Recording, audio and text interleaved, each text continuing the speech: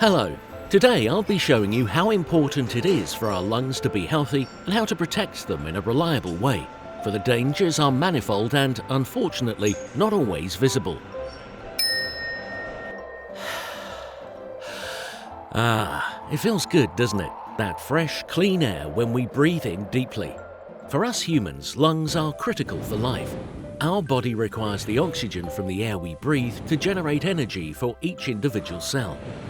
In this process, carbon dioxide is generated as a waste product, which also has to be transported out of our body.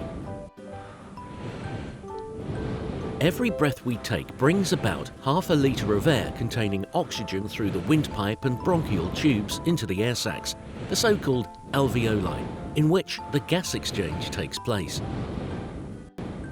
If our body is not supplied with a sufficient amount of oxygen, it reacts in a very sensitive manner. On the one hand, this can be caused if the oxygen concentration in the air is too low, or on the other hand, by reduced pulmonary function. The normal air we breathe consists of 21% oxygen, 78% nitrogen, and 1% other gases. If the oxygen concentration falls below 17%, it can lead to unconsciousness or even death. However, our pulmonary function can also be impaired and irreversibly damaged through various substances that we breathe in. Our body's own defense mechanisms help to ensure that any particles we breathe in from the air around us do not block our lungs and thus do not restrict the supply of oxygen. For example, respirable particles between 4 and 10 microns in size are either already caught in the nose and the throat area or coughed out via the protective mucus layer of the bronchial tubes. On the other hand, particles below 4 microns in size that manage to penetrate through the air sacs are, if possible, surrounded by scavenger cells once there and thus rendered harmless. However, this self-cleaning function of the lungs works only to a certain extent, and it is still possible for pollutants to penetrate the body. Whether they cause us harm depends on the chemical composition and the amount that we breathe in, and this amount varies from substance to substance. It's the dose that makes the poison. We differentiate between aerosols and gases and vapours. Aerosols cover dusts, i.e. solid particles and mists, i.e. finely distributed droplets of liquid. Gases and vapours always fill the totality of the available space completely and uniformly. At 20 degrees Celsius and 1 bar pressure, vapours are either solid or liquid. But at what point do these substances become dangerous for our respiratory tract? For this, a workplace concentration limit, or AGW, has been defined by legislation. It indicates the concentration level of a substance above which acute or chronic injurious effects on health are to be expected. Depending on the chemical composition and total burden of the pollutants, these limit values are indicated in milligrams per cubic meter for particle concentrations and in parts per million, ppm, or millimeters per cubic meter for gas concentrations. If no limit value has been defined for a pollutant, the general dust limit value, or AGSW, for particles applies. It is 1.25 milligrams per cubic meter. In principle, the fewer pollutants breathed into the lungs, the better. So, when it comes to choosing the right type of breathing protection, it must first be established which pollutants are present and in what concentration. Particle filters protect against solid or liquid aerosols. If only gaseous pollutants are present, a gas filter provides protection. For simultaneous protection against particles and gases, a combination filter is required. It must be ensured that the concentration of the pollutant in the air falls reliably below the limit value after passing through the filter. The person wearing the breathing protection should not be restricted or put under any strain, or at least as little as possible. That is why the breathing protection should present a low breathing resistance and should be lightweight. It is essential to adhere to the wearing duration and recovery time regulations. The principle is, as much protection as necessary, as little strain as possible. There are the following types of breathing protection. As the name suggests, disposable particle filter masks protect against particles, but not against gases. These are divided into three protection classes. Protection class FFP1 protects against particle concentrations up to 4 times the limit value. FFP2 up to 10 times the limit value.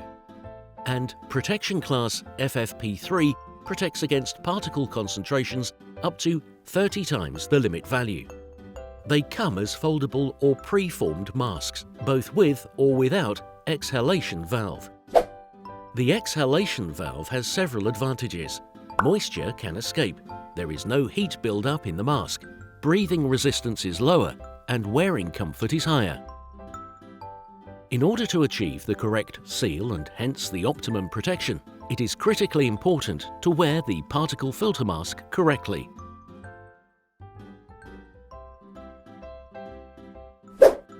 Put the mask under your chin and then place it correctly on your face.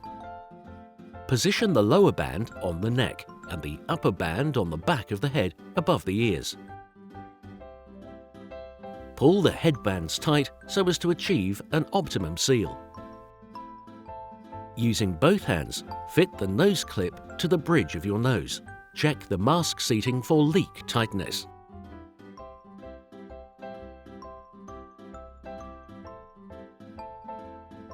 As with all types of breathing protection, apart from the respirator with blower unit, beards or beard wearers can lead to such significant leakages that it is not possible to create a seal. Disposable particle filter masks are cost-effective, easy to use and present low breathing resistance. However, they are designed to be worn only for short periods and, similar to other types of breathing protection, are subject to a legally prescribed limit on wearing time. For the variant without an exhalation valve, the wearing duration must not exceed 75 minutes. This must be followed by a recovery period of at least 30 minutes. This variant may be used a maximum of 5 times per shift. In contrast, the variant with an exhalation valve has a permissible wearing duration of up to 120 minutes. In this instance too, there must be a recovery period of at least 30 minutes. However, it is designed to be used only 3 times per shift. After use, disposable particle filter masks must be disposed of correctly. Depending on the protection requirements, it is possible to attach various filters to the body of the mask.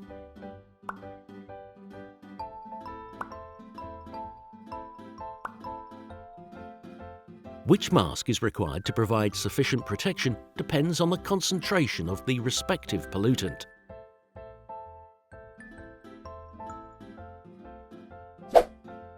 Half face masks offer protection up to 30 times the limit value of the maximum pollutant concentration for particles and gases or vapors, and full face masks even up to 400 times the limit value. Thanks to safety glass, full face masks also offer additional protection for the face and the eyes. When using gas filters and combination filters, their application limitations also have to be taken into consideration. For this purpose, they are divided into 3 different classes. The higher the class, the higher the permitted concentration levels when using the filter. For example, a Class 1 gas filter is used up to a maximum pollutant concentration of 1000 ppm per cubic meter. A Class 2 filter up to 5000 ppm per cubic meter. And a Class 3 filter up to a maximum pollutant concentration of 10,000 ppm per cubic meter. The end of the useful life of gas filters or combination filters that protect against gases can be detected by smell, taste or irritation when inhaling.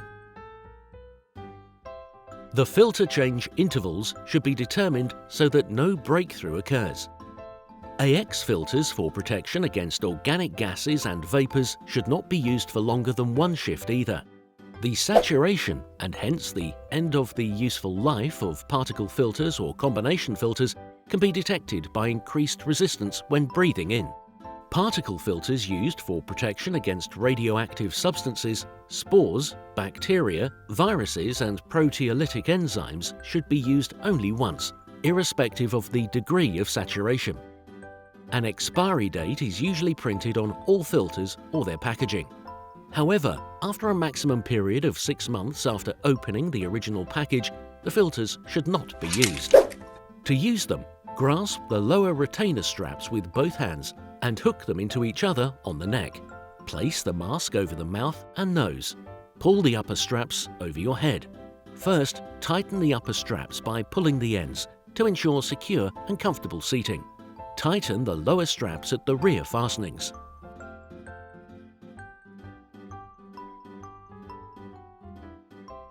Carry out a seal test.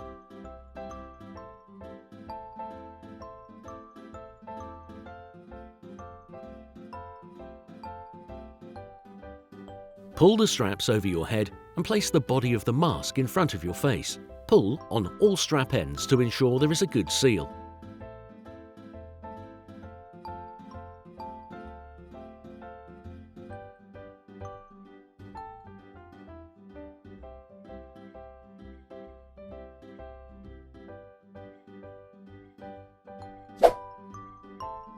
Half-face masks are subject to a limit on wearing time of 120 minutes.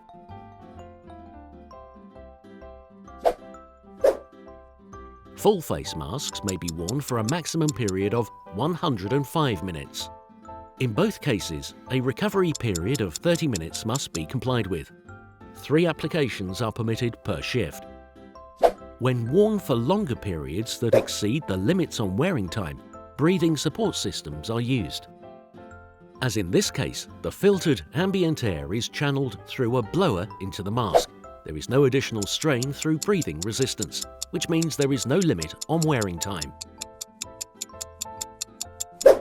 Here, there are also no leakages due to beards or glasses.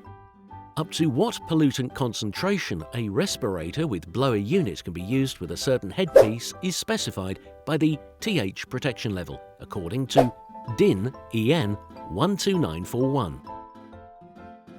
There is a separate certification and specification for every combination of headpiece and respirator with blower unit. Protection level TH1 protects against the pollutant limit value being exceeded by up to 5 times, TH2 by up to 20 times, and protection level TH3 by up to 100 times. In addition, insulation devices with compressed air and devices with hose supplies enable the supply of clean, fresh air via a compressor, even if the oxygen content is less than 17% by volume. Maintenance and servicing is essential in order to sustain the functional capability and hygiene of the half-face and full-face masks and of the respirators with blower unit. Before each use, the wearer of the device must perform a check. After each use, the device must undergo cleaning and disinfection, as well as a visual inspection and functional testing. In addition, a more in-depth functional testing and cleaning and disinfection process must be carried out twice a year. For sealed, airtight devices, this must be done every 2 years. The exhalation washer must be changed every 4 years, the speech diaphragm every 6 years. Maintenance and repair work must always be performed either by a qualified person who is giving training by the manufacturer every 5 years or directly by the manufacturer. The Hoffmann Group will gladly organise the maintenance and repair of your breathing protection equipment. Before using any type of breathing protection, the manufacturer's operating instructions must be read and understood.